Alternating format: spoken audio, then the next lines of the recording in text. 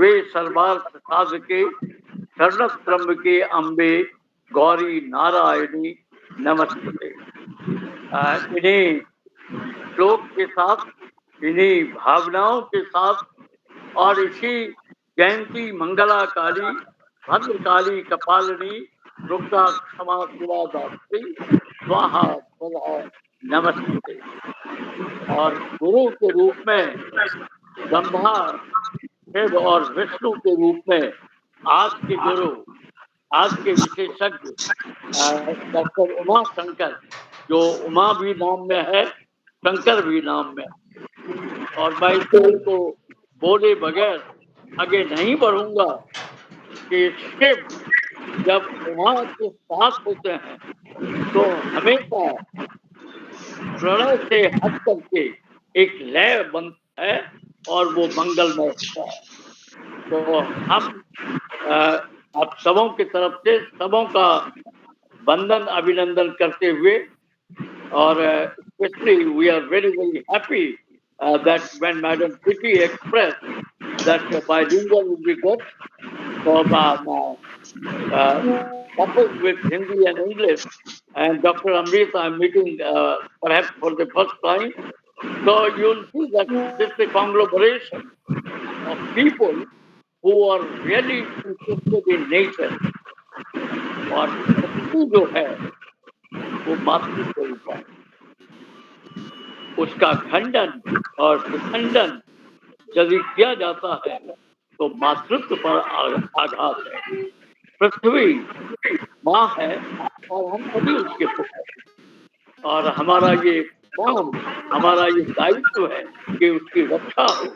और डॉक्टर उमा शंकर जैसे विद्वान, जैसे उच्च पद पर आसीन, इन चीजों को समझते हैं कि पृथ्वी, धरती सब मजबूत होती है जब उस पर वृक्ष होते हैं, जब उस पर पर्वत होते हैं। तो इन भावनाओं के साथ, इस प्रेम और आदर के साथ वंदन, अभिनंदन और अमिताभ जी अब आपसे आग्रह होगा कि आप कार्यक्रम को आगे बढ़ाएं। बहुत बहुत धन्यवाद, आभार। और एक प्यार भरी विचार जो है, आशावान विचार, क्रांतिकारी विचार हम लोगों के सामने आने वाला। बहुत बहुत धन्यवाद। बहुत अच्छा सर, आपका आशीर्वाद मिला, पता नहीं उनको हम लोग मिस कर रहे हैं। प्रसाद साहब को मैं ट्राई करूंगा, आ जाए तो अच्छा है। तो प्रसाद, ये उमा शंकर जी आप शुरू करें please. Thank you sir, thank you, thank you, thanks a lot. Vinay Shukla ji, Amrit ma'am और क्रिस्टीना मैम, ये लोग आप लोग देखिएगा कितना डाटा और कितना नहीं नहीं नहीं सर, आप विनय शुक्ला जी, may I request you to kindly come over to video so that I could be able to tell you and I could be able to see you as well. Vinay Shukla ji, are you hearing me? Vinay Shukla ji, are you hearing? Yes, that's wonderful, wonderful having spoken to you. Thank you. So, good evening. आप सबों को मेरा सादर नमस्कार है। विशेष रूप से Amrit Kaur ma'am को और किटी मैम को। अमृत कौर मैम को इसलिए क्योंकि मैं उनके प्रशंसकों में हूँ। She is a wonderful lady. Thank you so much sir. और किटी मैम को इसलिए क्योंकि आज आप पहली बार आ रही हैं और महिलाओं का मैं बहुत ज्यादा सम्मान करता हूँ, बिकॉज मेरा मानना है कि अगर देश को आगे बढ़ना है या बढ़ाना है तो बिना महिलाओं के योगदान के नहीं हो सकता। ये मेरा my firm belief. Amitabh ji थोड़ा बंद कर दीजिएगा अपना। हाँ बिल्कुल बिल्कुल बिल्कुल ठीक है। Just I would like to tell you, Kitty ma'am, why did I choose this subject, Aravali? This is a subject which is very close. This is a subject which is very close to me. Aravali needs us. In fact, the kind of destruction that is taken place over Aravalli is humongous. I will not be able to tell you how far we have gone in the destruction of Aravalli. Today, in due course of my discussion, I'll let you know how many hills in Aravalli has been destroyed. It has been flattened to ground zero. And I will also like to speak to you on the issues of ecosystem, the kind of ecosystem it sustains that support the life system in and around Aravalli. And if Aravalli is lost, probably the NCR would be lost. We have to understand this. But before that, let me tell you what the forest is. I always start with Vinay Shukla ji, aap aa jaiye na video pe. I always start with forest because forest been very close to me and my heart. I've spent my 35 years in this service, forest service, and been to different places in the country. Have been to Government of India as well. I worked as director, and that too in a Ministry of Finance, so that I could be able to overview, look the problem from bird's eye view, and looked forest, how it looked all across the country. India is a wonderful country. Wonderful country in the sense that India is a rich country, is very rich country with the poor people. I say always that we are poor people, but India is a rich country.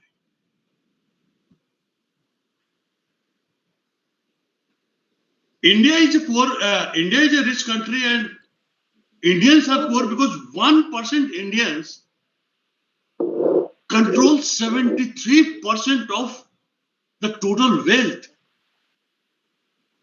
and 10% of the people controls 56% of the wealth of the country. आप सोचिए कि कितना बड़ा अंतर है हम सबों में, और इसका असर हमारे रिसोर्सेस पे पड़ता है. India has only 2.5% of the global earth surface.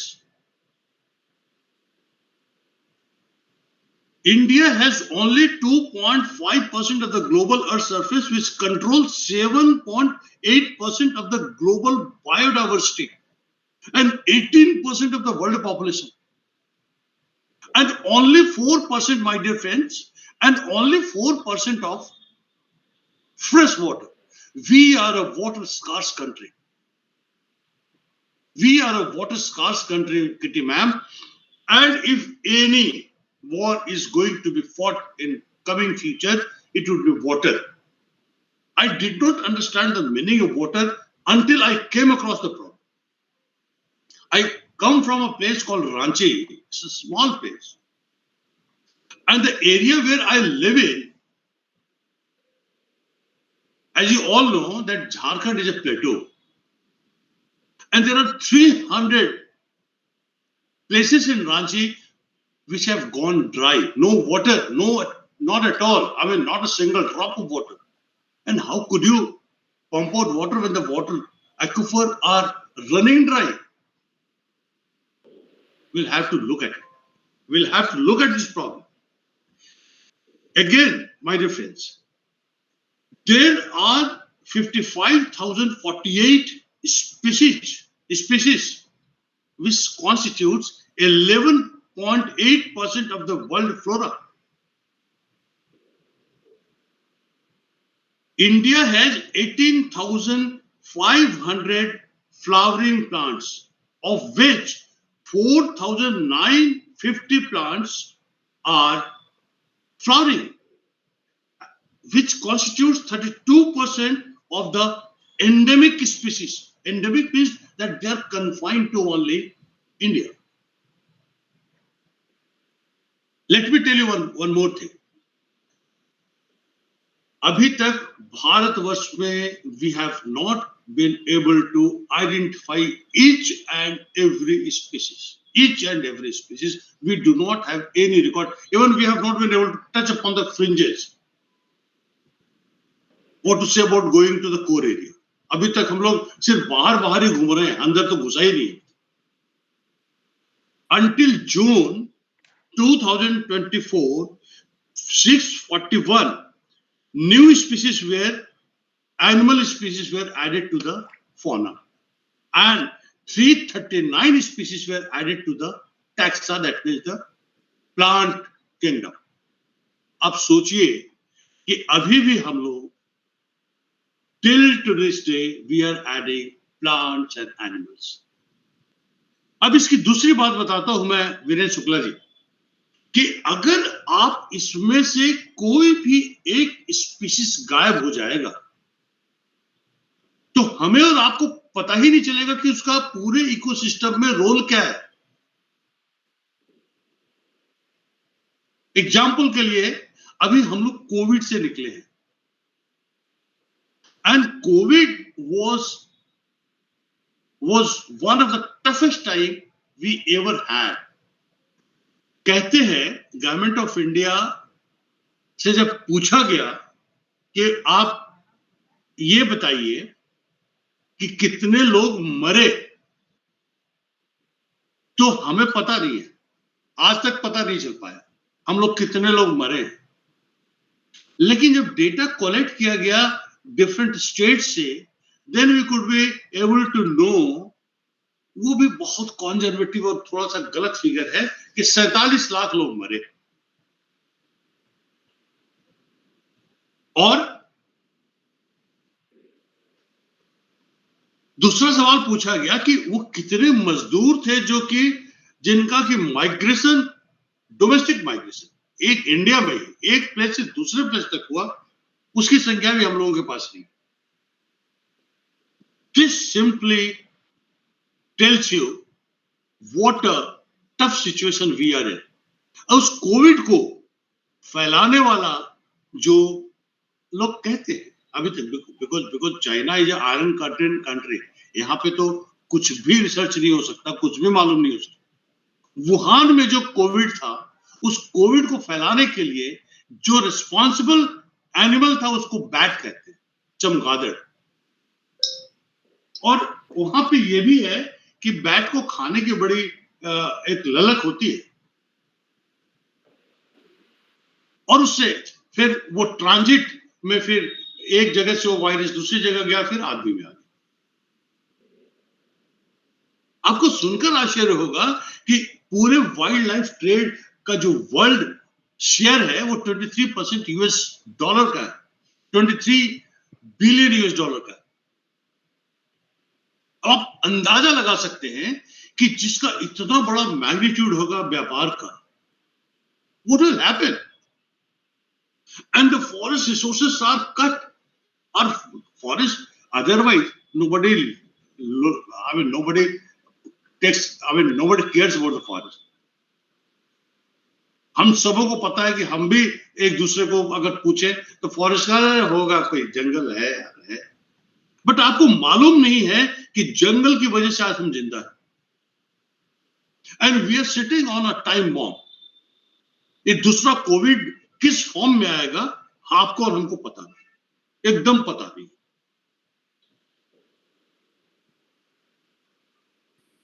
India ranks 24 का, ये मैं आपको बता रहा हूं, जो India ranks 176 out of 180 country in the environmental performance index.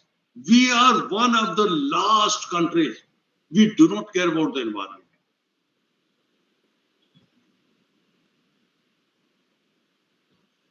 हमारे पास 350 पूरे इंडिया में वर्ल्ड शेयर का 350 मैमल्स के टाइप्स हैं. 350 mammal types India. which constitutes 7.6%. हमारे पास 1224 birds के types हैं, which constitutes 2.6% of the global share.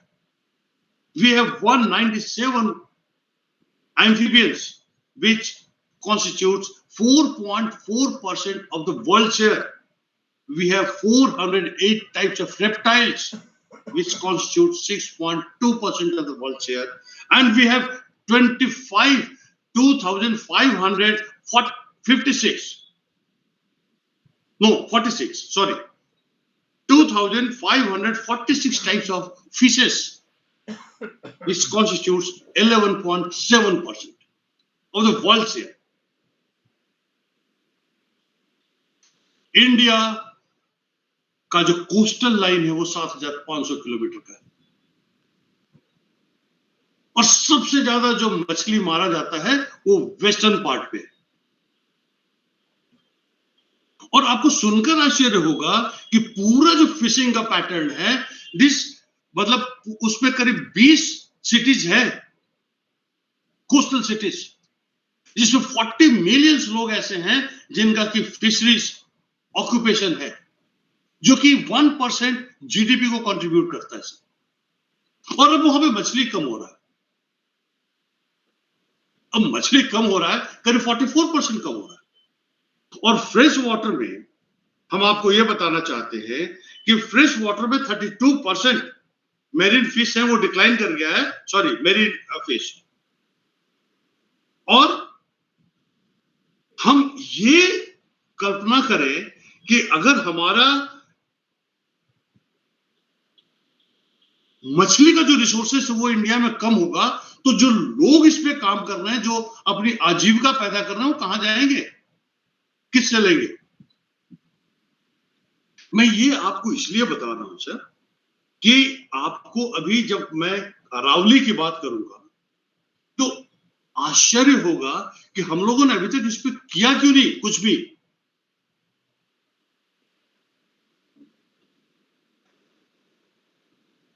Khan साहब, मेरा बड़ा स्पष्ट मानना है सर एक चीज में, कि देश का नुकसान कभी भी खराब लोग नहीं करते, गंदे बुरे लोग देश का नुकसान नहीं करते, कभी नहीं करते। वो या तो जेल के अंदर होते हैं, या वो भाग जाते हैं, या मारे जाते हैं। देश का नुकसान हमेशा अच्छे लोगों ने किया है। कैसे? क्योंकि हम नहीं बोलते, हम चुप रहते हैं। जब आप और हम चुप रहेंगे तो वो देश का नुकसान होगा। और वो कैसे होगा, हम जब इस पे आएंगे, अरावली पे, तो हम बात करते हैं।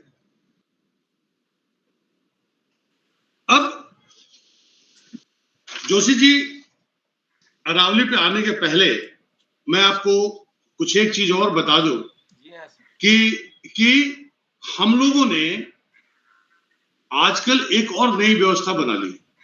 वो व्यवस्था है आंकड़ों के खेल का। Rangarao ji from Bombay, welcome Rangarao ji. You should also contribute. नमस्ते Okay. नमस्ते नमस्ते नमस्ते Rangarao ji, good evening, how are you? नमस्ते सर, नमस्ते। नमस्ते।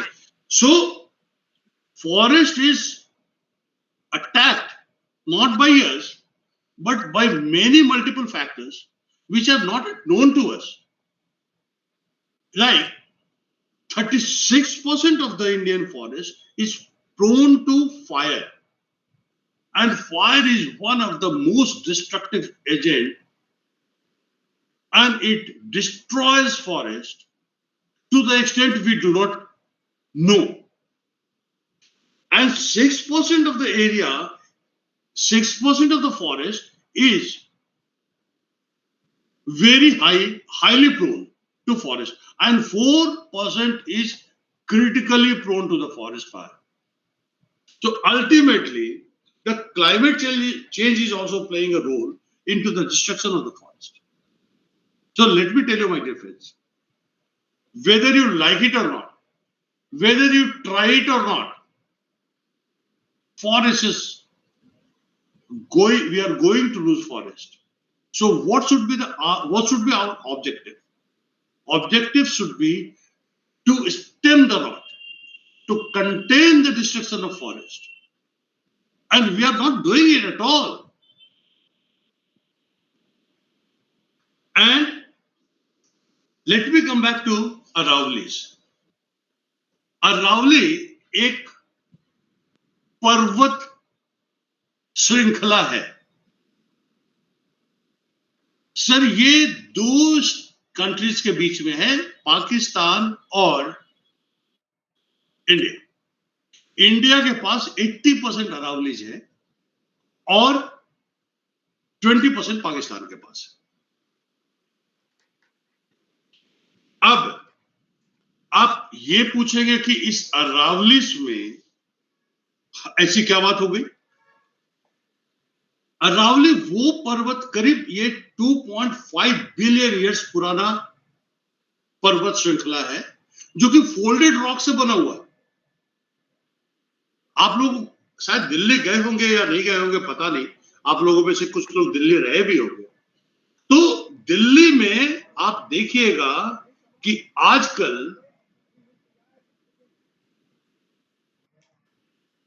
जो स्टॉर्म्स होते हैं, डस्टी स्टॉर्म्स, जिसको कि आंधी वाले तूफान कहते हैं, उनकी संख्या बढ़ गई। अमृत कौर मैम को शायद पता होगा, राजस्थान में ये बहुत बहुत बहुत important phenomenon. Yes sir, absolutely right sir.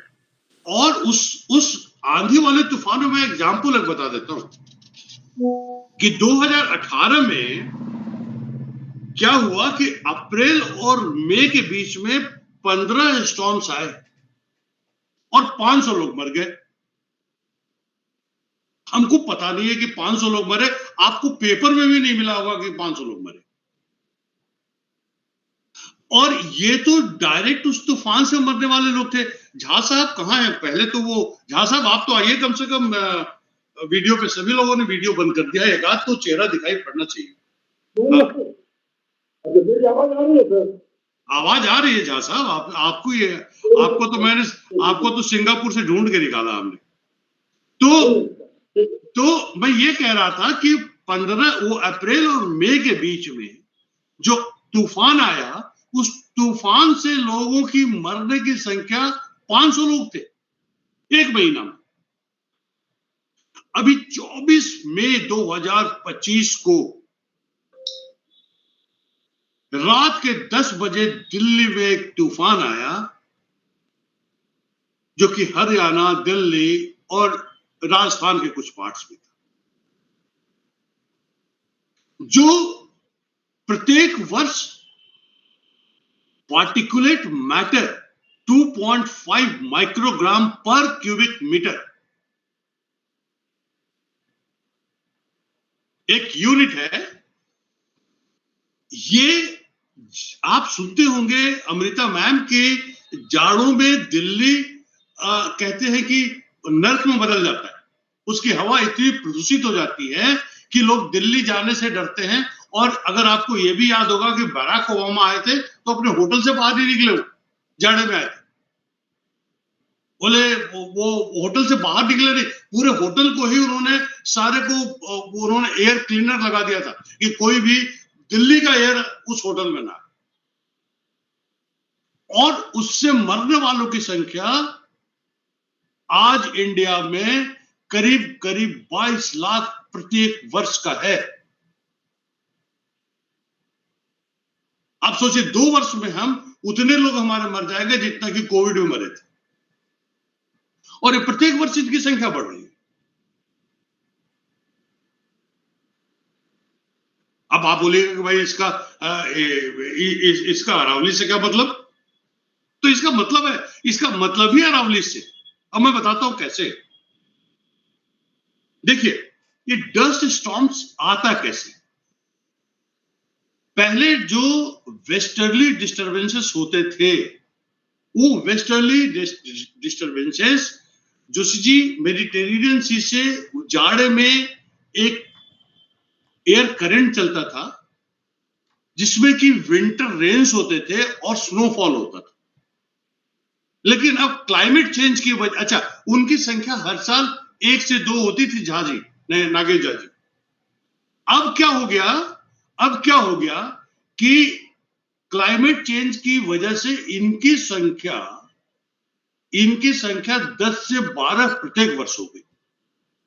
अब वो हवा चलती है वो हवा चलती है मेडिटेरियन सी से, और वो उनका समय भी बदल गया। अब वो विंटर की बजाय अब आते हैं मार्च, अप्रैल और मई में, और वो सेंट्रल एशिया से होते हुए इंडिया में प्रवेश करता है, वेस्ट इंडिया से, वेस्टर्न पार्ट ऑफ इंडिया से, और वो अपने साथ वो हवा के साथ बहुत सारे डस्ट को भी लेकर कैरी करता है और वो आता है। ये तो क्लाइमेट चेंज का पार्ट हो गया। अब इसको रोकने वाला, इन हवाओं को रोकने वाला अगर कोई था तो वो अरावली था। अरावली दिल्ली से 4 स्टेट में है, अमृत मैम, 4 स्टेट में है, दिल्ली, गुजरात, हरियाणा और राजस्थान। 3 हुए, 4 हुए, एक और होगा तो पार्ट ऑफ पंजाब। ये टोटल इसकी लंबाई 692 किलोमीटर है, और इसका जो मैक्सिमम पार्ट है वो राजस्थान में है, जो कि 80% होता है, 80% आता है। और ये इसके बारे में कुछ एक चीज और बता दूं कि इसका जो विड्थ है इस पहाड़ का, वो 10 से 100 किलोमीटर के बीच का है। कहीं वो 10 किलोमीटर चौड़ा है, कहीं 100 किलोमीटर चौड़ा है। और इसकी जो हाइट है वो 300 से 900 मीटर के बीच की। मतलब टेम्परेचर भी, अगर आप ऊपर इसके ऊपर कोई घर बनाएगा तो 900 मीटर, मतलब उसको कंड्यूसिव टेम्परेचर भी मिलेगा। अब इसमें बताऊंगा कैसे लोगों ने इसमें खेल किया और फार्म हाउसेस बनाने शुरू किए। टोटल अरावली का जो एरिया है वो 75,572.2 स्क्वायर किलोमीटर है। अब यहां तक बात अगर होती तब तो ठीक है। बात थार डेजर्ट की भी है। आप देखिए, दोनों से मैं अभी दोनों को ला रहा हूं पिक्चर में कैसे। थार डेजर्ट, नागेश झाजी, इंडिया और पाकिस्तान के बीच में एक डेजर्ट है। अमृत कौर मैम जानती होंगी, उस डेजर्ट का असर राजस्थान में बहुत ज्यादा है। और इसका जो ये डेजर्ट है, one of the largest desert in the world, 3,50,000 square kilometre इसका पूरा एरिया। और एक study wildlife institute of India द्वारा कराया गया, और उन्होंने देखा कि ऐसे 12 गैप्स हैं इस अरावलीज में, जिसके माध्यम से ये जो थार डेजर्ट है वो इंडिया में आ रहा है, प्रवेश कर रहा है, इसका एक्सपेंशन हो रहा है। और वो एक्सपेंशन कहां हो रहा है? वो पंजाब आ रहा है, वो हरियाणा आ रहा है, वो दिल्ली आ रहा है। लेकिन दुर्भाग्य है कि इन चीजों को कोई देखने वाला, कोई समझने वाला नहीं है। ये हमारे प्रायोरिटी एरिया में कोई है ही नहीं है। अगर आप किसी से पूछिए कि भैया अरावली का मतलब जानते हो, तो I am very sure most of us would say no. Aravalli से हमारा क्या मतलब, हम क्या करेंगे अरावली को लेके? तो करीब इस थार डेजर्ट में 16 मिलियन लोग रहते हैं, और 16 मिलियन लोग, ये one of the most populated desert in the world है। 83% पर स्क्वायर किलोमीटर के हिसाब से यहां पे रहते हैं। और this is one of the most hot spot for arid and hot zone, जिसमें राजस्थान में करीब 61%, गुजरात में 20% है और पंजाब और हरियाणा में 9%। एक लूनी रिवर होता है, वो भी अब करीब करीब ड्राई हो गया है। रेनफॉल यहां पे 100 से 150 मिलीमीटर पर एनम के हिसाब से होता है। नेचुरली क्या होगा, अब जो क्लाइमेट चेंज हो रहा है उसके हिसाब से वेस्टर्न पार्ट पे जो रेनफॉल है वो ज्यादा हो रहा है। लेकिन इस डेजर्ट को में जो इरोजन हो रहा है उसमें करीब 64.69% विंड इरोजन है अरावलीज में, 10% लैंड डिग्रेडेशन है, और माइनिंग तो अपनी जगह है। माइनिंग का तो एक पूरा का पूरा इकोसिस्टम माफिया काम करते हैं, जो कि राजस्थान में भी है, हरियाणा में भी। माइनिंग एरिया, किटी मैम मैं आपको बताऊं कि माइनिंग एरिया इस अरावलीज में 1975 में 1.8% था, जो अब बढ़ के 2.2% हो गया है। Human settlement has gone up from 4.5% in 1975 to 13.3% in 2019. Forest जो फॉरेस्ट कवर है तो बिल्कुल खत्म हो गया।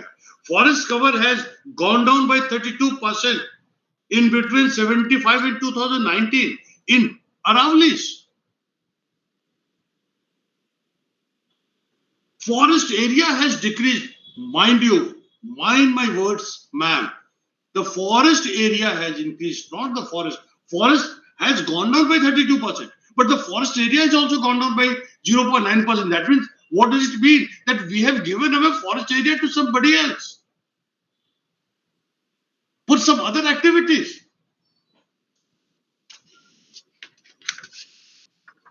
We should not have been there. नतीजा क्या हुआ? सूरज कुंड आप में से कितने लोग गए होंगे पता नहीं। आज सूरज कुंड में पानी नहीं है।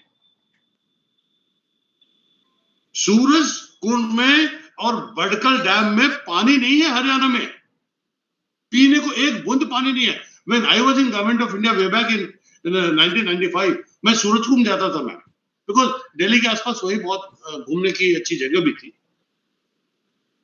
और आज पानी नहीं है। मेरे लाइफ टाइम में हो रहा है ऐसा। Number of farmhouses that has come up after 2020, farmhouses, मैं जिसकी बात कह रहा हूं वो 500 से ऊपर है। क्या हुआ खेल यहां पे? खेल ऐसा हुआ कि most of the land in Aravallis, अभी उस पे मैं आऊंगा जब हरियाणा की बात करता हूं, तो जो पट्टे पे वहां पे लिखा हुआ था कि मुमकिन पहाड़, उसको सरकार ने चेंज कर दिया मुमकिन फार्म हाउस। देखिए छोटा सा वर्ड है जो पट्टे पे बदल गया। मुमकिन पहाड़ वर्ड हटा दिया। पहाड़ का मतलब, मुमकिन पहाड़ का मतलब ये हुआ कि ये एरिया बिल्कुल टच करने योग्य नहीं है, ये पहाड़ है, सरकारी पहाड़ है और इस पे आप कुछ नहीं कर सकते। अब उस वर्ड को, पहाड़ को हटा के मुमकिन फार्म हाउस कर दिया। अब वहां पे 500 लोगों ने अपने फार्म हाउसेस बना लिए, जिसमें कि गोपाल कांडा भी है। वो वही विधायक जिसका एयरलाइंस हुआ करता था, और अपने फार्म हाउसेस पे उसने फार्म हाउस पे एक दर्जन बार काउंटर्स बना रखे, जिसमें कि बार टेंडर्स लड़कियां काम करती थी। उसमें करीब 3 स्विमिंग पूल है, और वो सिर्फ पॉलिटिशियंस को, बिजनेसमैन को, ब्यूरोक्रेट्स को दावतें देता था उसको। आप अंदाजा लगा सकती है कि कहां पे हम लोग हैं। सुप्रीम कोर्ट ने कह दिया कि यहां पे कोई भी कोई भी फार्म हाउस नहीं होगा, फार्म हाउस को हटा दीजिए आप। लेकिन हम में और आप में ताकत नहीं कि हम हटा सकते, हम में और आप में ताकत ही नहीं हटा सकते। और हम हटाए भी क्यों?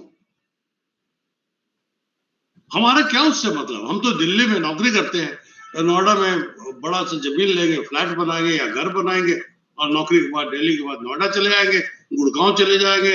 लेकिन एक बात अभी बता दो, गुड़गांव की भी बड़ी बुरी हालत, या फिर राजस्थान, जयपुर, एनसीआर में तो अब तो जयपुर के पास तक का एरिया आ गया।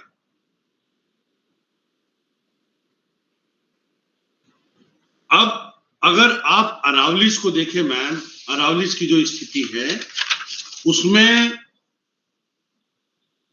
तो 1975 से लेके 2019 के बीच में 8% of the Aravalli Hill has disappeared. It has disappeared from the map of the country. अब वो वहां पे हिलॉक्स नहीं है। और अगर यही हालात रहे, बिजनेस एज यूजुअल अगर चलता रहा, तो by the turn of 2050, roughly 22% of the Aravalli Hill would disappear, will cease to exist on the map.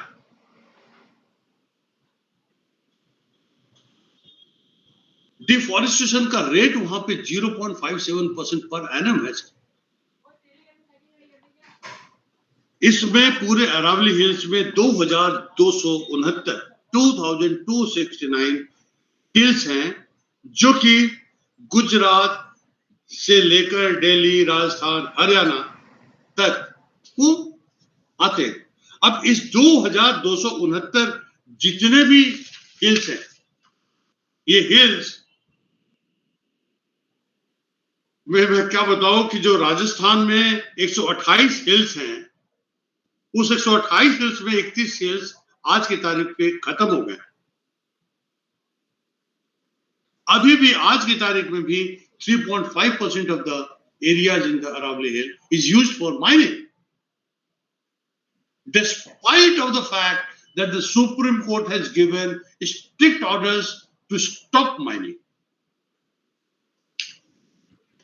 When we don't respect Supreme Court, फिर कौन सा बचता है जो हम लोग जिसको कि हम जिसकी बात मानेंगे? और हमें इतनी ताकत कहां से आ जाती है कि हम सुप्रीम कोर्ट की बात न माने? तो कोई ना कोई तो ताकत दे रहा है।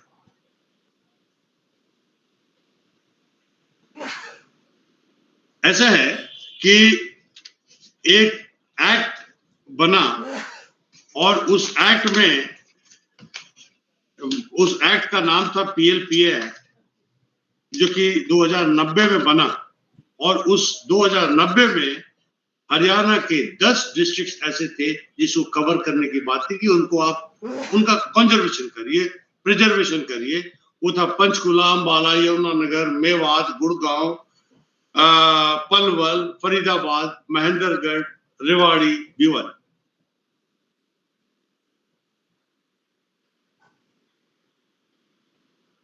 अब पूरे अगर आप हरियाणा के अरावली का एरिया देखिएगा तो 45,000 हेक्टेयर है।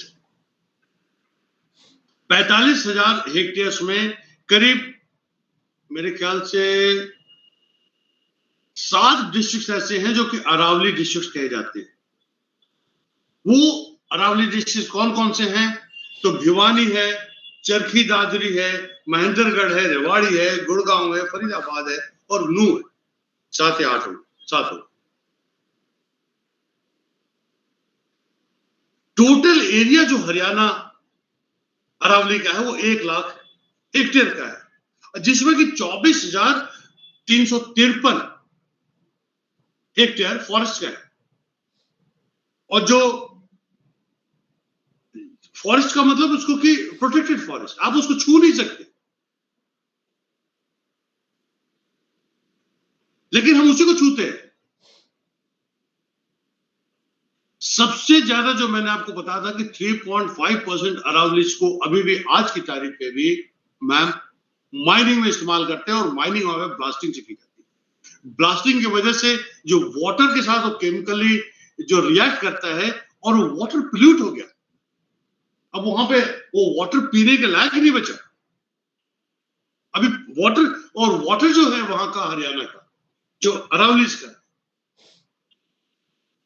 वो प्रत्येक वर्ष करीब 3 मीटर नीचे जा रहा है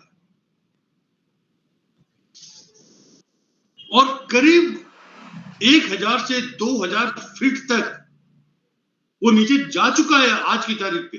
आप कितना बोरिंग करेंगे जब आपके पास एक्यूफर नहीं होगा।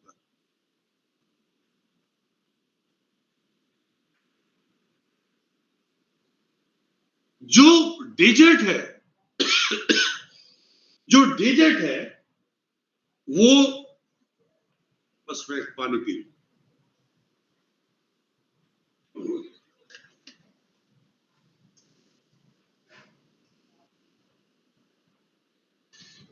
जो एक रिपोर्ट है जिसको कहते हैं desertification and land degradation Atlas, ये 2021 में जारी हुआ था। ये बताता है कि 8.24% of the total geographical area जो भी वहां का है, it is degraded. That means कि आपका जो प्रोडक्टिविटी है लैंड का वो भी खत्म हो गया। और आप, let me tell you one more thing, as the dusty storms come into the part of Delhi and come over to the western part of UP, वो जब हमारे एग्रीकल्चरल फील्ड में जाता है तो उसके भी प्रोडक्टिविटी को कम कर देता है। और जो सबसे ज्यादा एरिया इंपैक्टेड है हरियाणा का, वो है Rewari, Mahendragarh and Bhiwani. 95% of the 22 districts of Haryana वो कहीं ना कहीं हाई और मीडियम क्लाइमेट रिस्क जोन में है, जबकि नूह जो डिस्ट्रिक्ट है वो तो हाईली वल्नरेबल। वहां का टेम्परेचर अगर आप देखिएगा, मैं सिरसा का temperature has come over somewhere around 50 degree Celsius. It's a new normal. The rest of the districts come in the range of 45 to 50 degrees Celsius. And 16 out of 22 districts have already extracted more than 100% water. And Gurgaon, Faridabad and Kurukshetra have extracted more than 200% water. आने वाले समय में there are reports after reports which says that places like Gurgaon, Faridabad, Kaithal, Panipat, Kurukshetra will have no water to drink. ये 0 day वाले cities हो जाएंगे, ये south Africa का कैपिटल हो गया। और यही हालत दिल्ली का भी है। Aravalli is the only hope. अगर हमने अरावली को बचा लिया मैम, तो थार डेजर्ट को बचा लिया, पानी को बचा लिया। लेकिन हम पता नहीं, हम लोग इस पे काम नहीं कर रहे हैं और मुझे तो उम्मीद नहीं है कि अब इस पे वैसा कुछ होगा।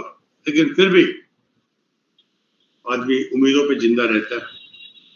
मैं आपका 1 घंटे का समय ले लिया। अब आप अगर कोई प्रश्न पूछना चाहते हैं तो आपका स्वागत है सर।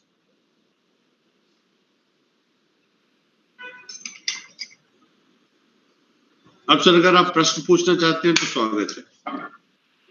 नहीं, आपका जो भाषण है उसके प्रश्न का कोई गुंजाइश है ही नहीं।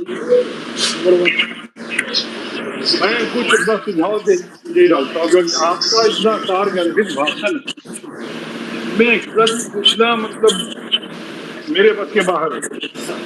इसीलिए जो अपने देश की मनोवृत्ति है, तो हम लोग अपना फॉरेस्टेशन पर फोकस करें, जो अभी गुजरात में शुरू हुआ, जो मैं पहले बार कहा था उसको रिपीट कर रहा हूँ।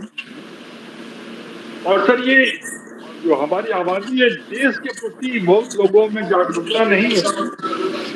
ये तो यही बात है, और कोई इसमें मैं किसी की शिकायत नहीं कर रहा हूँ। हम लोग ऐसे हैं। आप गौर कर रहे होंगे, बीच बीच में मैं तो वीडियो ऑफ कर रहा था। ये लाइन यहाँ आपसी वैमनस्य के कारण लाइन कट रहा है। वो एक लंबी कहानी है, वो सब यहाँ नहीं बोलना चाह रहा हूँ। तो हम लोग जब तक समृद्ध होंगे और थोड़े सकारात्मक नहीं होंगे और ऊपर नहीं उठेंगे सोच में, तब तक ये काम नहीं होगा। यही मोटा मोटी मैं कह सकता हूँ। Thank you. Yes, Mr. Rangarao, you want to ask me anything? Mr. Rangarao, would you like to ask me anything? I'll be very happy to answer you. Sir ये मेरा बताएं कि ये जब हमारे वेस्टर्न कंट्रीज हैं, जैसे हमारा यूएस है, इतने अच्छे फॉरेस्ट है इनके पास, रिवर्स है, ये सारी मतलब जो गड़बड़ है ये हिंदुस्तान में क्यों है? आप बताइए। यूपी के अंदर तो 9% फॉरेस्ट है, जबकि उत्तरांचल के अंदर 33% है। और दूसरी बात ये कि ये पूरा का पूरा अरावली खराब कर रहे हैं। इससे जैसे आपने अभी बताया कि ओबामा जी ने मना कर दिया कि मैं अपने कमरे से बाहर नहीं आऊंगा because of pollution, because of bad air. इसी तरीके से आप देखिए कि अरावली जो एक फॉरेस्ट है, हिल्स है, ये कितनी जो हॉट वेव्स हैं उनको यहाँ आने से रोकता है।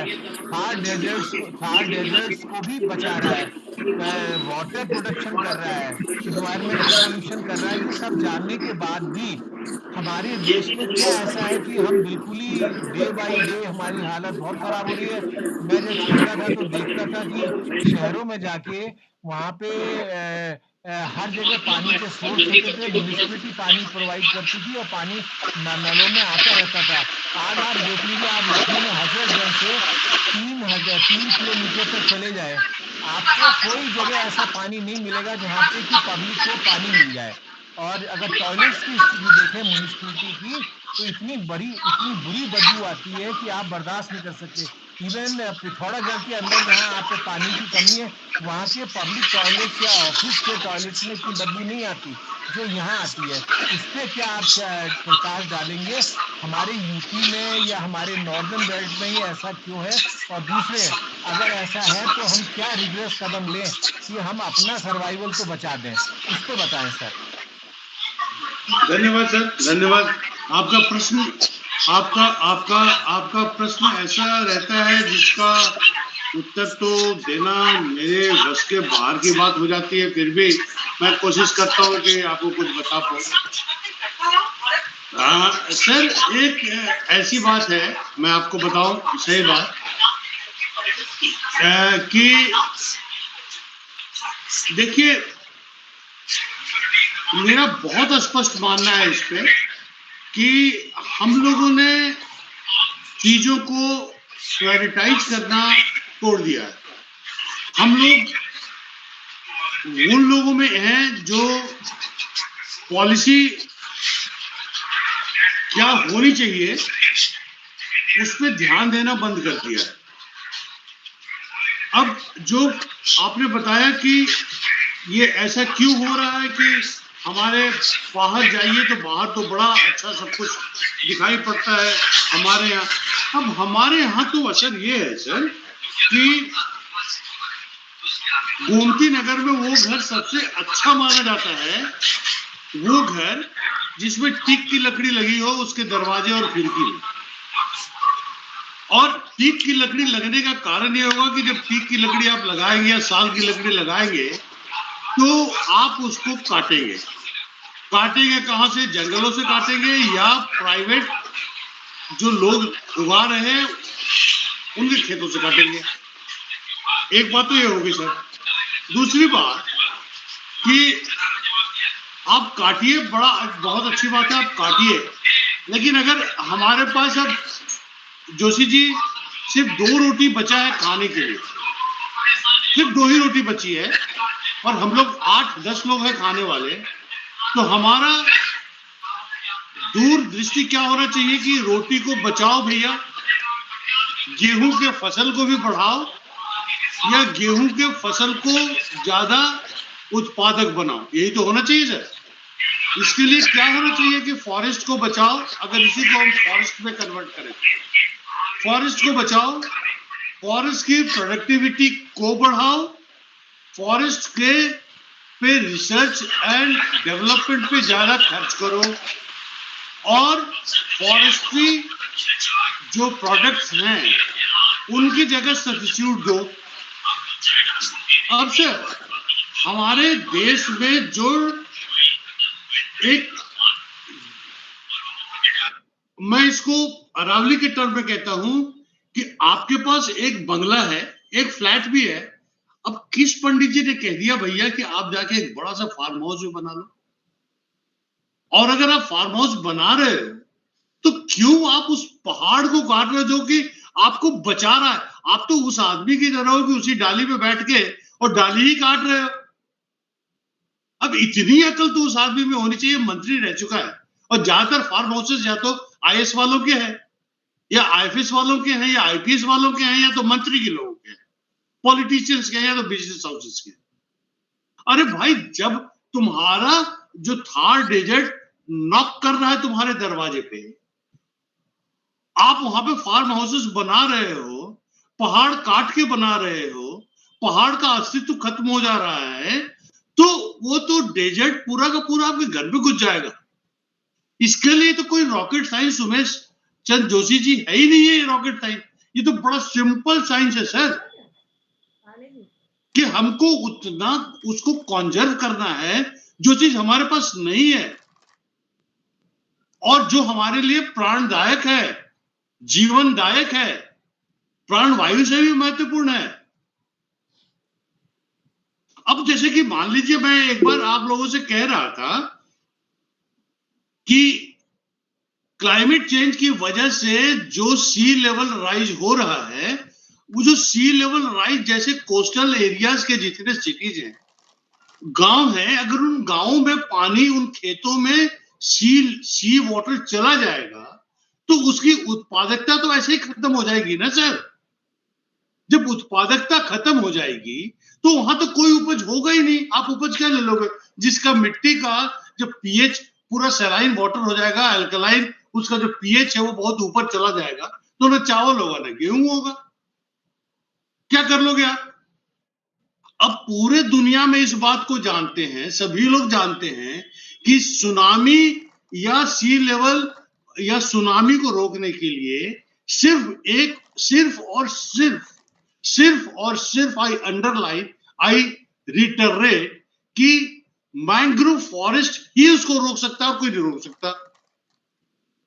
तो किस पंडित जी ने कह दिया अब आपको कि 30 lakh mangrove forest, 30 lakh trees Nicobar island में आप काट दो, वहां पे एक हेल्थ रिसोर्ट बनाने के लिए।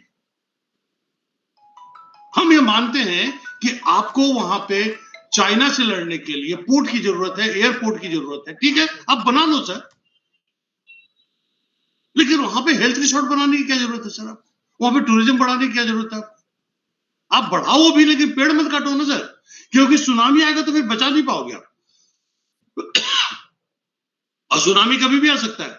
अभी मैंने एक आर्टिकल लिखा था, उस आर्टिकल में मैंने लिखा था कि जो मेगा अर्थक्वेक प्रेडिक्टेड है जो पैसिफिक ओशन के फॉल्ट लाइन पे, तो उस सुनामी में जोशी जी, जो सी लेवल का जो टाइड आएगा, उसके ऊपर जो लहर होगी, आप जानते हैं उसकी ऊंचाई कितनी होगी सर? उसकी ऊंचाई 1000 फीट होगी।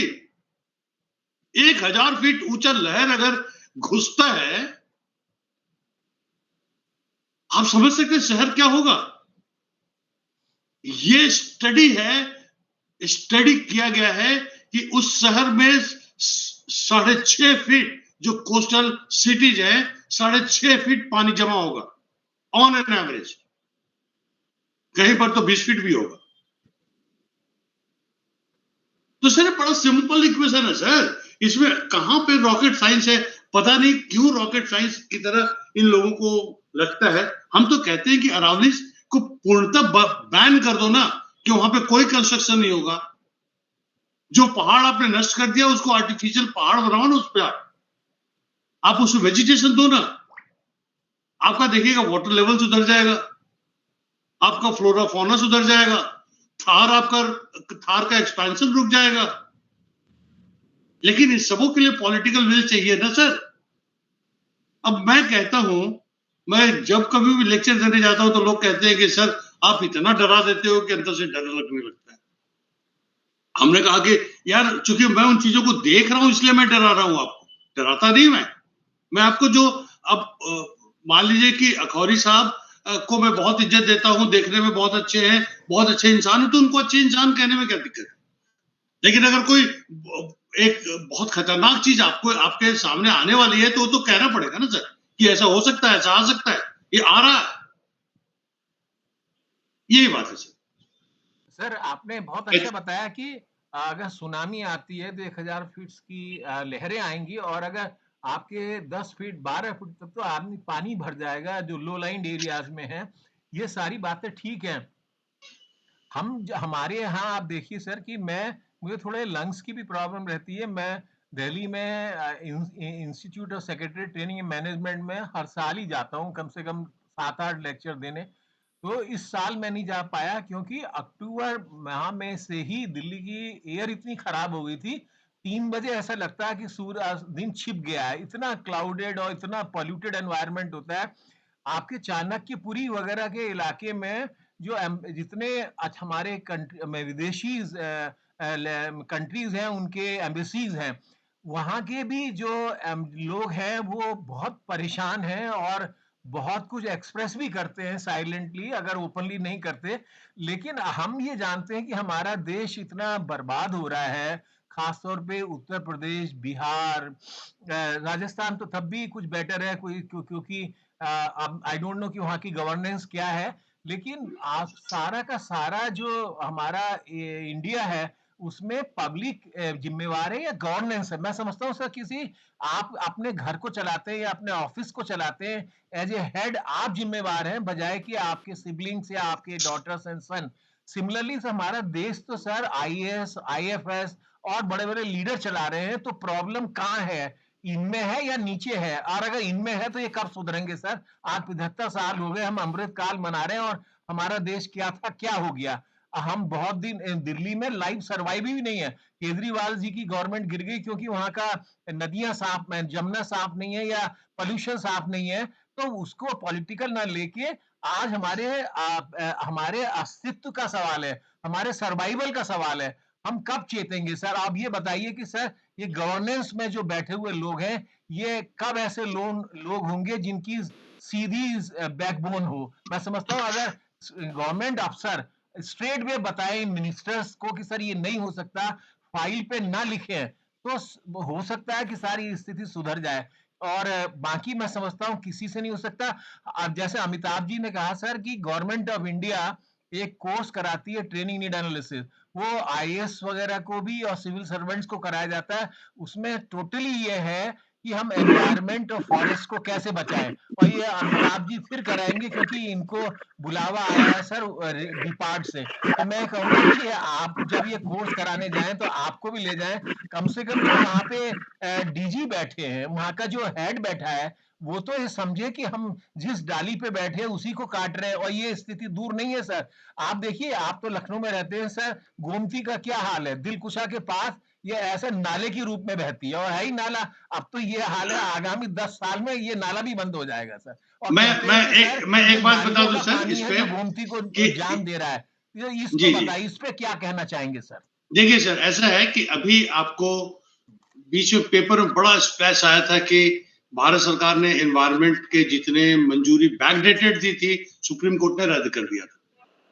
मैं सर, हम लोग उस पे पीआईएल हमने किया था कि 2 पीआईएल पे हमारी इस पीआईएल पे भी हमारी जीत हुई है। हम इस पे भी करीब 4 डॉक्यूमेंट हो गए हैं। इस पे भी हम लोग अरावलीज पे भी जा रहे हैं सुप्रीम कोर्ट। और अब मुझे लगता है सर कि 2 मतलब बड़ी कृपा रही जस्टिस गवाई की, उन्होंने बड़ा स्पष्ट शब्दों में कहा कि आपने जो रेट्रोस्पेक्टिव परमिशन दी है, एनवायरमेंटल क्लियरेंस दिया है, वो आप नहीं कर सकते। आप एनवायरमेंटल क्लियरेंस अब नहीं दे सकते बिना एनवायरमेंटल इम्पैक्ट असेसमेंट के। जो भारत सरकार ने अपने नियमों में शिथिलता लाई थी, उसको रद्द कर दिया। ये हम लोगों ने, हमारे PIL के बाद ही हुआ। इस पे भी जाएंगे सर। मैं आपको जोशी जी कह रहा था ना कि हमेशा नुकसान अच्छे लोगों से होता है। जब मुझे याद है कि एक बार जब मैं एक ग्रुप लीडर था, कनाडा गया हुआ था, तो उसके बाद जब लौट के आया देहरादून, तो एक हम लोगों को रिपोर्ट पेश करनी थी। तो रिपोर्ट में हमारे बाकी अधिकारी लोग भी थे, IFS वाले सभी थे, मैं ग्रुप का लीडर था, तो मुझे ही बनाना था। तो मैंने बनाया, वैसे ग्रुप में और लोगों को भी इन्वॉल्व किया। तो जब उसका प्रेजेंटेशन था फाइनल रिपोर्ट जमा करने के पहले, क्योंकि उसको भारत सरकार भेजना था, आपको सुनकर आश्चर्य होगा जोशी जी कि इंडियन फॉरेन सर्विस के लोगों ने कह दिया कि I don't associate with this report. और उस रिपोर्ट में मैंने लिखा गया था, इस रिपोर्ट में तो यही लिखा था कि ये सब चीजें नहीं होनी चाहिए। अच्छा सर, अच्छा। उनको डर था माय गॉड कि अगर मैं दस्तखत कर देता हूं तो हो सकता है रिटायरमेंट के बाद हमें जो कहीं पे रीअपॉइंटमेंट नौकरी मिले, भारत सरकार दे, तो वो मुझे नहीं मिलेगी। अगर तो हमने कहा कि ठीक है, आप मत करो, आप लिख दो कि रिपोर्ट पे नोट ऑफ डिसेंट लगा दो कि आई डोंट अग्री। लेकिन चूंकि मैं ग्रुप लीडर हूं तो मैं भेज दूंगा। मैंने एक प्रण लिया था जोशी जी कि रिटायरमेंट के बाद मैं कोई भी सरकारी पद नहीं लूंगा। किसी भी सरकार के पद के लिए मैं आवेदन ही नहीं करूंगा। तो बहुत सारे, आप चूंकि सरकारी सेवा में रह चुके, आप जानते हैं कि बहुत सारे ऐसे पद चेयरमैन के होते हैं, सचिव के होते हैं, मेंबर सेक्रेटरी के होते हैं, जो रिटायरमेंट के बाद IAS वाले, IPS वाले, IFS वाले ट्राई करते हैं और वो लेते हैं। मैंने कभी ट्राई नहीं किया। हमें लगा क्या फायदा उससे, जब हमारी आत्मा ही सो रही है, सो गई, तो क्या कुछ दिन, इतने साल नौकरी कर ली सर, 3 साल और हमें गाड़ी, नौकर, अर्दली, लाल बत्ती, हरी बत्ती मिल जाएगी तो उससे क्या हो जाएगा।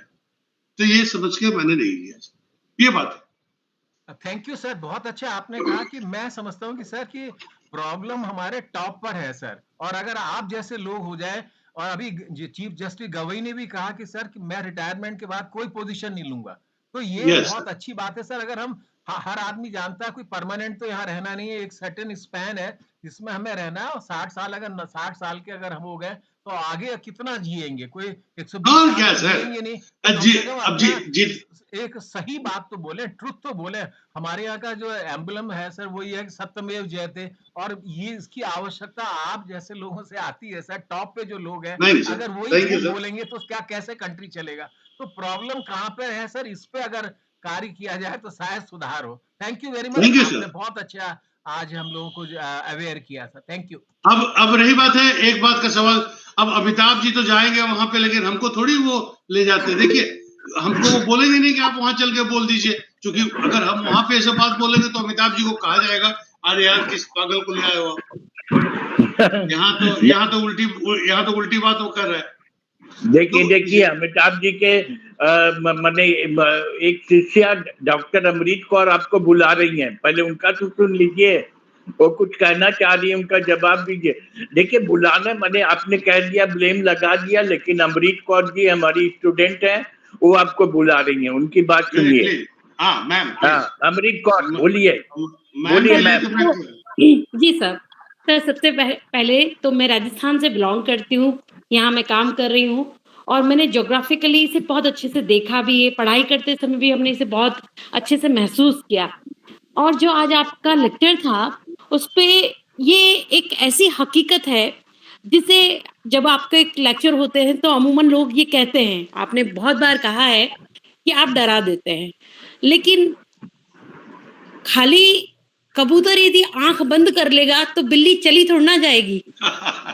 बिल्ली तो वही रहेगी। तो इस डर को कभी-कभी हमारे ज़हन में होना बहुत आवश्यक है।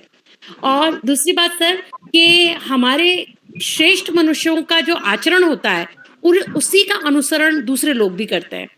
तो श्रेष्ठ मनुष्यों की श्रेणी में हमारे भारतीय प्रशासनिक सेवा के अधिकारी जिनके हाथों में कमान होती है पूरे देश के निर्णय निर्माता के रूप में, तो उनके कंधों पर ये बहुत महत्वपूर्ण भूमिका है कि जब कभी ऐसा मौका मिलता है, जब कभी ऐसे विरोध करने का अवसर यदि फाइलों पे आए, तो उन्हें ज़रूर करना चाहिए sir.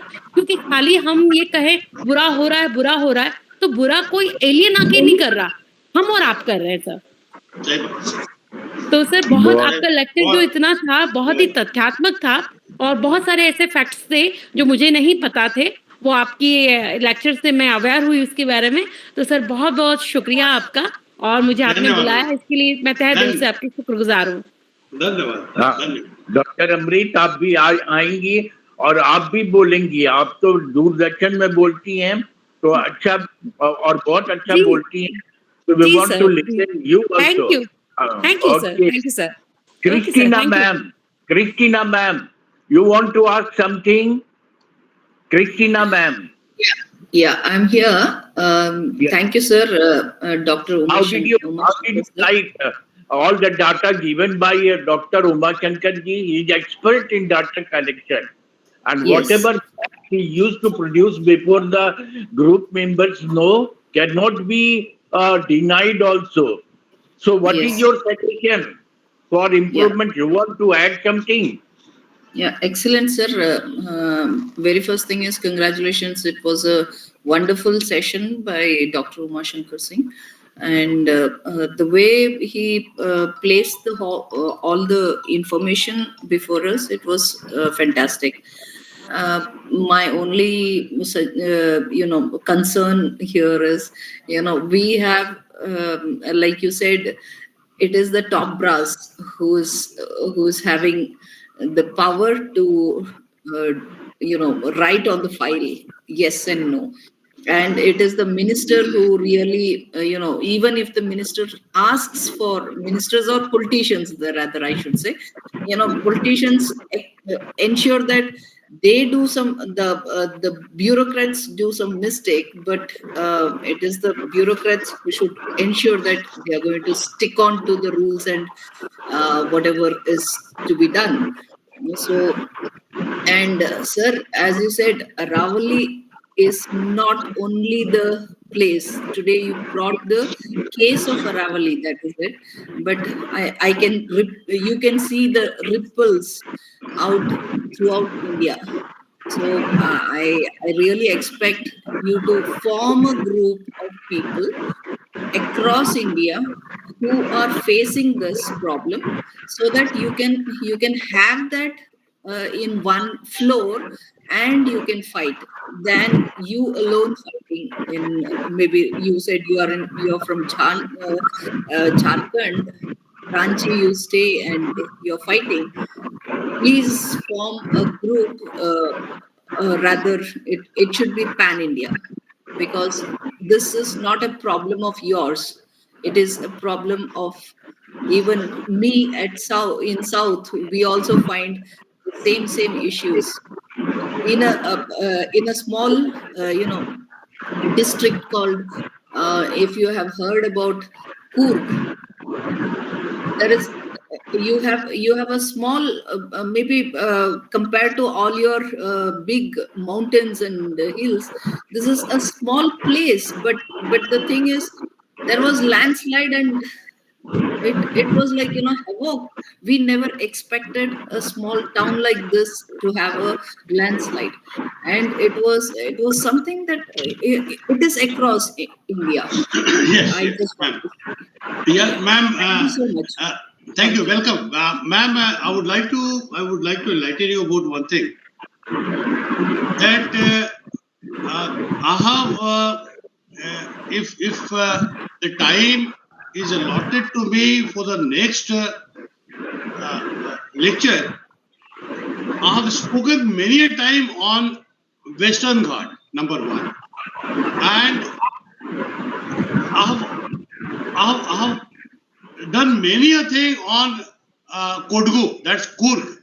And Kurg and Kodgu is a place which is very, very, very close to me. And in fact, I have already written a number of letters to the Chief Minister, Karnataka, and a number of letters to the Prime Minister about the Kodgu or the Kurg. issue. Next time we have got a group spanning from different parts of the country, because we are a group of IFS officers coming from different parts of the country. Many of them are from Karnataka also. So we are a solid group and we work together in a way that we try to raise the issues. Next time, I'm very sure that if the time being allotted to me, I'd like to speak on the Western Ghat. Western Ghat is another very, very fragile area, like Aravali. And not only Kodgu or the Kurg, we have Wayanad. If you look at the Wayanad, what happened in Wayanad is also an eye-opener. And there are many places in South India. And if you look at the Kaveri, the river, so that's again a problem, which the Kurg is acting as a catchment area for this river, and probably 70-75% water goes from this area. So that's wonderful talking to you, ma'am, and I will definitely keep that in mind. And we are a solid group of Pan India. Dr. Uma Shakti would like to listen on Western, as you told us, as you promised, Christina ma'am. So we want one lecture after this coming week, because we Saturday, Sunday, we have two eminent speakers. After this week, we want again your lecture. बिल्कुल मैं western घाट पे मैं बोलूंगा sir, मेरे दिल के बड़ा करीब है वो एरिया, और वेस्टर्न, लेकिन उस समय फिर आप थोड़ा जहां सबको कह दीजिएगा कि आ जाए वहां से, वो सिंगापुर से इंडिया आ गए हैं, लेकिन इंडिया आ गया हूँ, मैं रहूंगा, ये रहेंगे। मैं दिल से कह रहा हूँ, मैं हमेशा आपके साथ हूँ, और मैं भी अपना लेक्चर लगभग तैयार कर लिया हूँ। अब उसके लिए मैं आप ही की तरह, आप ही के जैसे सोच वाला व्यक्ति हूँ, लेकिन हमारे आपके जैसे लोग मतलब बहुत संख्या में कम हैं, और यही सच है सर। और कहने के लिए बहुत कुछ है, तो मैं आपकी बात में मैं केवल कुछ तथ्य ऐड कर दे रहा हूँ। वो जो पाकिस्तान का पानी बंद हुआ है, वो पानी अब पंजाब हरियाणा होते हुए राजस्थान भी आएगा सर, और पूरा राजस्थान में हरियाली आएगी सर।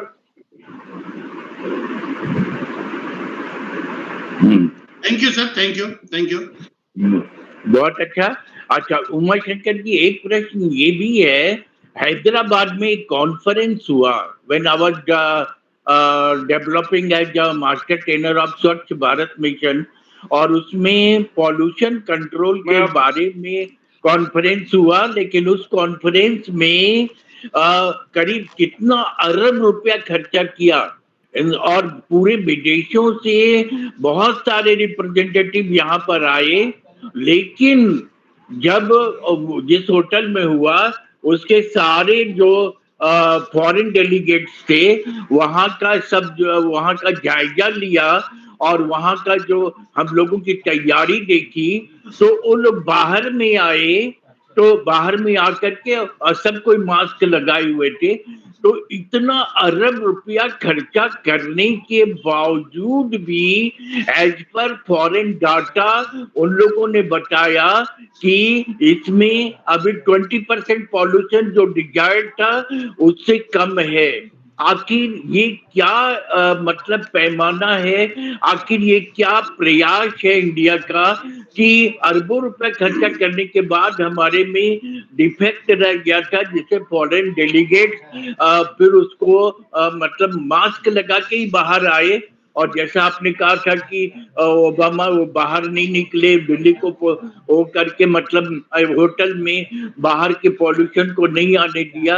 आखिर ऐसी कमी हमारे में कहाँ होती है? हमारे यहाँ तो विद्वान भी हैं और हमारे यहाँ पढ़े लिखे लोग भी हैं, हमारे यहाँ फिनेंशियल पावर भी है, हम सब कुछ करते हैं, लेकिन हमारे में कमी कहाँ रह जाती है?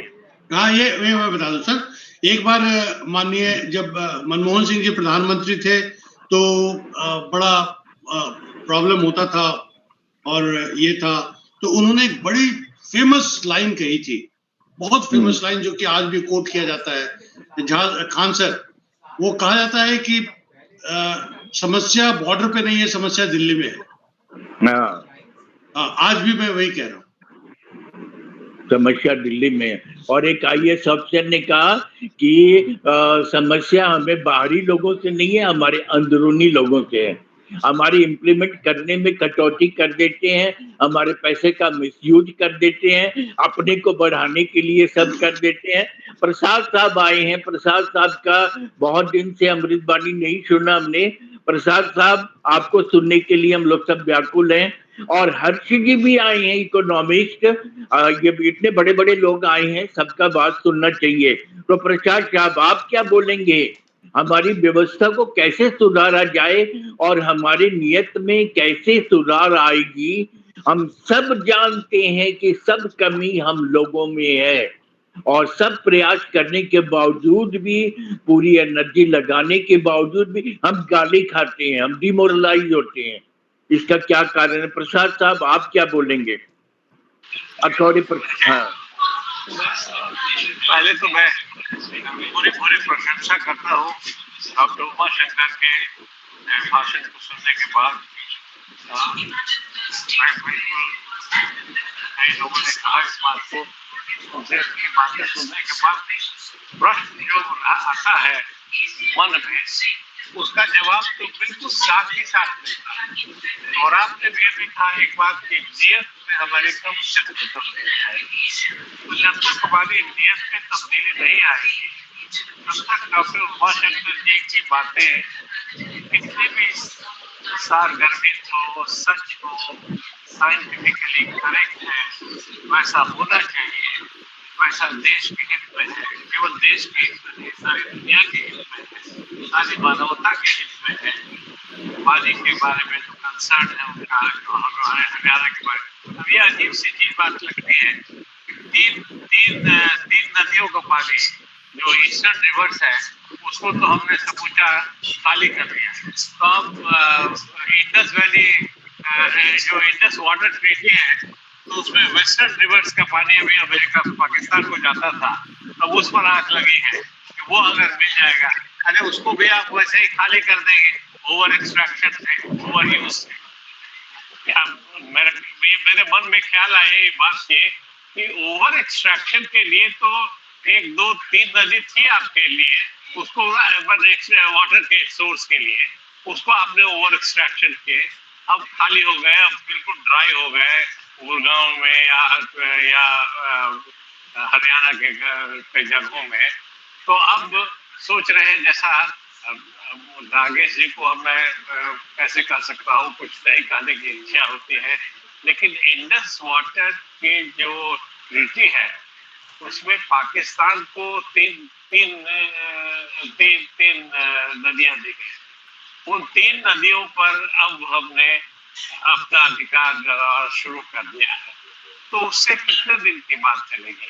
आपको तो अपने जो जमीन है उसका जो एक्सट्रैक्शन ओवर यूज है उसको बचाना होगा। और ये तो हम लोग आदिकाल से जानते हैं कि जमीन को अगर बहुत ज्यादा इस्तेमाल करेंगे आप, तो उसकी उत्पादकता खत्म हो जाती है। तो पंजाब और हरियाणा इसके विक्टिम है, एक ही तरह का क्रॉप है, एक ही तरह का क्रॉप चेंज नहीं करते हैं। तो मेरे ख्याल से साइंटिस्टों की बातों को न मानने की आदत हम लोगों की हो गई है, इसलिए कि हमारा पर्सनल इंटरेस्ट, और कुछ माने में तो मैं कहूँगा कि गवर्नमेंट का भी अब पता नहीं वेस्टेड इंटरेस्ट हो गया है। गवर्नमेंट का तो वेस्टेड इंटरेस्ट नहीं होना चाहिए था, लेकिन ऐसा लगता है जो एग्जाम्पल्स हमको मिलता है अभी अंडमान निकोबार के बारे में जो बातें कही, मैं जानता हूँ इस बात को। 1000 फीट ऊंचा वेव अगर समुद्र के वेव्स अगर 1000 फुट ऊंचा आ जाए तो कौन सा ऐसा कोस्टल एरिया है जो बच पाए? ना आंध्रा बचेगा, ना कर्नाटका बचेगा, ना मालाबार बच जाए अगर एक तरफ से आए। मैंने स्टूडेंट ऑफ जियोलॉजी एक नाम सुना था। देखिए हमारी मानवता जो है, अभी हम लोग अपने आप को होमो सेपियंस कहते हैं। Homo sapiens was the last species. Homo sapiens के जो पहले एक स्पीसीज था होमो इरेक्टस, उसने 1 लाख वर्ष हिंदुस्तान में वो रहे थे। उसका एविडेंस फॉसिल में नहीं मिलता है, लेकिन टूल से मिलता है कि 1 लाख वर्ष तक एक स्पीसीज जो प्रेडिसेसर स्पीसीज है होमो सेपियंस की, वो इसी हिंदुस्तान में थी। और साउथ ईस्ट एशिया और मलेशिया वगैरह या साउथ ईस्ट एशियन कंट्रीज वगैरह सब में वो थे, जापान तक, चाइना तक थे। लेकिन एक टेक्टोनिक इवेंट ऐसा हुआ कि उसके वोल्केनिक इरप्शन से, मैं समझता हूँ कि एक शब्द जरूर कहेंगे हमारे वाशिंगटन जी, एक वोल्केनिक इवेंट जो कुछ मिलियन ईयर्स पहले हुआ, वो भी बहुत ज्यादा नंबर ऑफ ईयर्स नहीं, मेरे ख्याल है कि 1-2 लाख वर्ष पहले ही हुआ था। और उसमें सारी मानवता जो हिंदुस्तान में थी या साउथ ईस्ट एशिया में, वो एक ही साथ खत्म हो गई। तो जो इस तरह के इवेंट्स होते हैं, वो नेचर के साथ जब आप बहुत बुरी तरह पेश आते हैं तो ऐसा होता है। और वैसा अगर बहुत प्रयास भी करने के बाद भी वैसा उससे बच नहीं पाते हैं, तो यहाँ तो प्रयास ही नहीं हो रहा है। अगर प्रयास नहीं हो रहा है तो फॉरगॉन कंक्लूजन है कि हम नहीं बच पाएंगे। बहुत सी बातों करके मैं इससे बहुत सराहना करता हूँ। बातों से बहुत कुछ ज्ञान सीखने को मिलता है। बहुत धन्यवाद। Thank you sir. एक रिक्वेस्ट करूंगा सर अखौरी सर से कि मुझे 2 सेशन जरूर दीजिएगा, एक तो वेस्टर्न घाट पे, और दूसरा मैं ये चाहता हूं कि ये जो ट्रीटी है, इंडस ट्रीटी, इस पे मैं बात करूं। ये जो बहुत सारी भ्रामक बातें पूरे मार्केट में है, और ये ट्रीटी इतना इम्पोर्टेंट ट्रीटी है, इसमें पानी का जो डिस्ट्रीब्यूशन है, तो मैं इसमें बात करना चाहूंगा। बहुत हम लोग सुनना चाहेंगे उसको। आपका स्वागत है उसमें। लेकिन हमारे बीच में ये एक हमारे साहब हैं, हर्ष साहब, व्हाट यू वांट टू से? आप कम शब्दों में अच्छा बात कमेंट कर देते हैं। अब सर एक रिक्वेस्ट है कि अखौरी साहब के बाद फिर किसी को बोलने की बात न रखें। एक बार अब अध्यक्ष अगर एक कंक्लूडिंग रिमार्क दे देता है, तो उसके बाद फिर हम लोगों को गुड बाय कहना चाहिए, मेरा मानना है। वैसे जो खान साहब जो कहें। हर्ष साहब, व्हाट यू वांट टू से? हर्ष साहब। Yes. A very good evening, sir. Thank you so much for the lecture. I just want to ask you one question. That is, Mascarene High and the Maiden Julian Oscillation is responsible for the Western Ghats Range too. आपकी आवाज बहुत गुल रही है, बताइए जी, क्या कह रहे हैं? Sir, I was asking, is Mascarene High and the Maiden Julian Oscillation are responsible for the Western Ghats range 2, or are they detrimental to in few conditions? आपकी आवाज पता नहीं, थोड़ा सा किसी का खुला हुआ है, बाकी लोग बंद कर ले तो इनकी आवाज क्लियर आएगी। हाँ जी, बताइए। Hello, sir. Yes, kindly go ahead. Sir, I was asking that is Mascarenes High and the Maiden Julian Oscillation, which is responsible for the rains in the Western Ghats currently, are they detrimental too for the environment? Why would that be detrimental to the environment? I don't know. Why? Why are they? Sir, I'm asking because they are initiating rain in the Western Ghats, and Western Ghats are usually the drier regions of any continent. That They was are a dry. confusion in my mind. They are dry regions in the country. Yes, sir. In the continent, sir. I was referring to the continents. Maybe I would like to beg to differ, and I don't think it is a fact that Western Ghat, if you look at the some part of the Eastern Ghat, that comes in the rain shadow area, but the Western Ghat receives good amount of rainfall. Western Ghat Okay, sir. and has a very dense forest, and those forests are conducive to the higher rainfall. They also meet the requirement of the higher rainfall. In our country, we have different types of the forest, and they are suited to different kinds of the ecosystem. Like if you try to look at the drier part of the country, say Rajasthan, then Haryana, we have a different type of forest. When you go down below South India, we have different types of forest. So the Western Ghat is a lush green, broadleaf, and evergreen forest types. It is not a dry deciduous type of forest types. And evergreen forests occurs only in those areas where the rainfall is high. Okay, Right, sir. Harsh? Thank you, sir. Welcome. तो sir अब इसको समाप्त किया जाए यहाँ पे।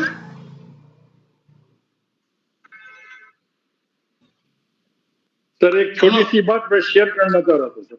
Sir permission of, हाँ sir, actually अभी जो हम सिंगापुर से कलकत्ता की फ्लाइट 4 घंटे की है सर जी, और मैं इस रूट से आता नहीं, मैं आपके भाषण से रिलेटेड है सर, जी बताइए सर। आदेश आपका आदेश चलता है सर। उसमें 4 घंटे की फ्लाइट में होता क्या है कि इन द इनिशियल स्टेज में एयरक्राफ्ट के अंदर बहुत सारा ऑक्सीजन भरा जाता है, मतलब ताकि लोग को प्रॉब्लम नहीं हो।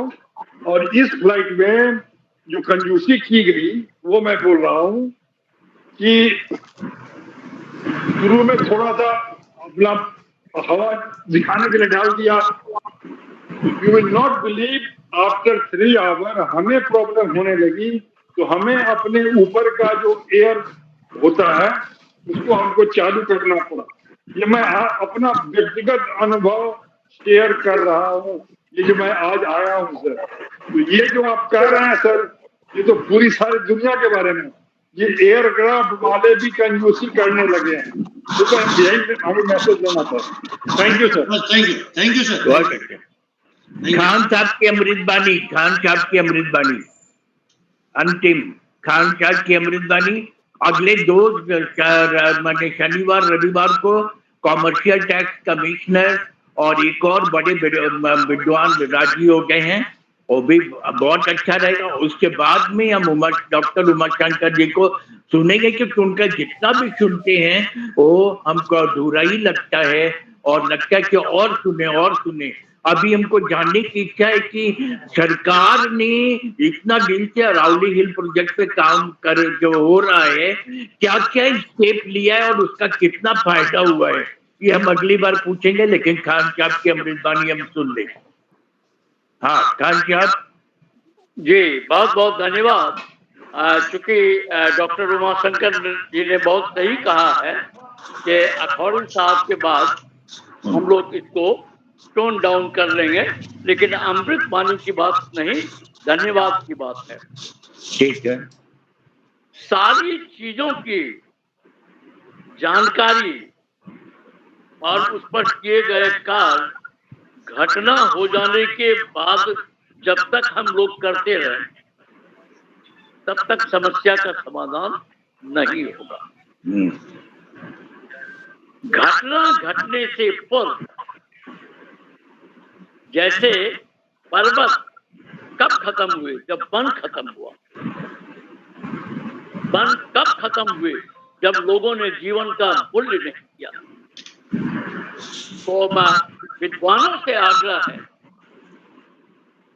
कि घटना घटने के पूर्व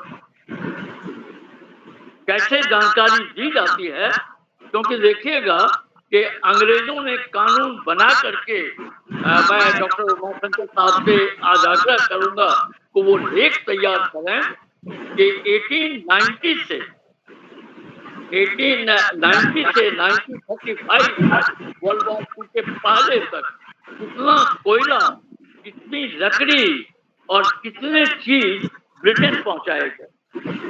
मतलब जितना जंगल है, एक बहुत बड़ा जंगल, उस समय घने जंगल से काट करके यूज किया गया, वो कानून अपना बना देता था। हम लोगों ने संसद में सब कुछ पास करवा लिया। जन चेतना में अब जब वृद्धि हो रही है, डॉक्टर उमाशंकर साहब जैसे लोगों के चलते, मैं इनसे आग्रह करूंगा कि इन्होंने रग रग को छाना। अभी जो इंडियन फॉरेस्ट ऑफिसर हैं, जो IFS लोग हैं, IAS लोग हैं, उनके बीच में इनका स्टॉप करवाया है, क्योंकि इन्होंने अपने कार्यकाल में भी हिम्मत दिखाया है।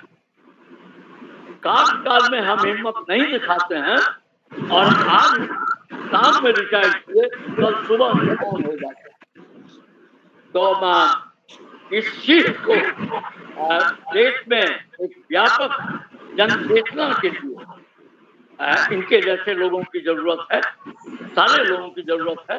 मैं अमिताभ जी अब थोड़ा इस प्लेटफॉर्म को आपसे आग्रह करूंगा कि बड़े बुजुर्ग लोगों का, कौड़ी साहब का, उमाशंकर साहब का, इन लोगों का मदद लेते हुए उमेश जी का, ये एक्टिव जो पद पर हैं वो बोल नहीं पाएंगे सब कुछ, उनकी अपनी सीमा होगी, लेकिन इसके बावजूद भी उनको हम लोग खास आमंत्रित करें तो वो तथ्यों को, इस फैक्ट को सुने, क्योंकि फैक्ट और फैक्ट हमारे पास में बहुत अधिक है। तो फैक्ट से एफ मिटाइएगा और टैक्स से क्यों मिटाइएगा तो बचता है एक्ट। फैक्ट बहुत, फैक्ट बहुत, एक्ट बहुत। So how we could be the men of action, we can learn from the people like Dr. Uma Shankar and many other. Akhol Sahib is still very active. Umesh Sahib is very, very active. You are very active. So create some synergy where the energy comes from the younger lot also. Today we are very, very happy that T.T. Madam and Dr. Goshe wo chali gayi hain sir. They are here. Take their help and ignite the kind of thing which we are building. क्योंकि पहाड़ खत्म होंगे इसका मतलब है कि पहले जंगल खत्म हो गया, और जंगल यदि खत्म हो गया है तो हम गल करते रहेंगे, पार्लियामेंट में दंगल करते रहेंगे, लेकिन जंगल नहीं मिलेगा। बहुत बहुत धन्यवाद, आभार और प्रेरणा। बहुत अच्छा। हमारी रिकॉर्डिंग तो सब जगह जाती है और इससे मैसेज भी जाता है। In addition to several letters written to prime ministers and so many eminent officers for implementation of whatever Uma Shankar ji is thinking.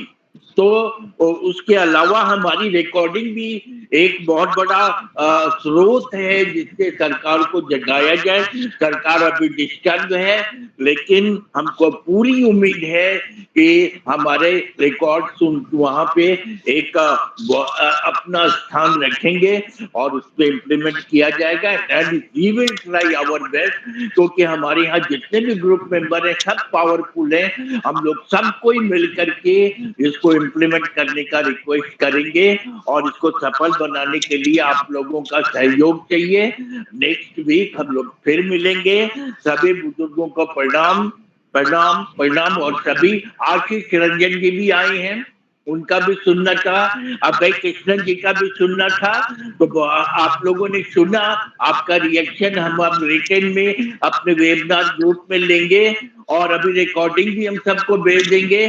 समय का अभाव है तो हम लोग फिर आप दोनों का भी सुनेंगे। अभय कृष्ण जी भावनगर के professor, Ashish Ranjan ji also from Rajasthan, और बहुत बड़े एमिनेंट स्कॉलर हैं। हम आप लोगों का भी सुनेंगे। अगली बार फिर मिलेंगे। प्रणाम प्रणाम प्रणाम। Kiki ma'am, you should continue also. Ranga Rao ji has not come, has not spoken anything. Ranga Rao ji is also a great scholar. तो हम लोग अगली बार फिर मिलेंगे। धन्यवाद। Thank you.